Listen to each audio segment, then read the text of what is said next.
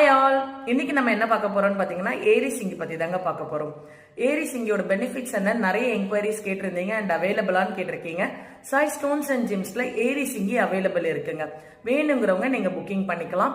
என்னோட பூஜாரையில நான் வச்சிருக்க ஏரி சிங்கி தான் உங்களுக்கு நான் காமிக்க போறேன். நீங்களும் உங்க வீட்டு பூஜாரையில வச்சு அதனோட பெனிஃபிட்ஸை நீங்க அடையலாம்.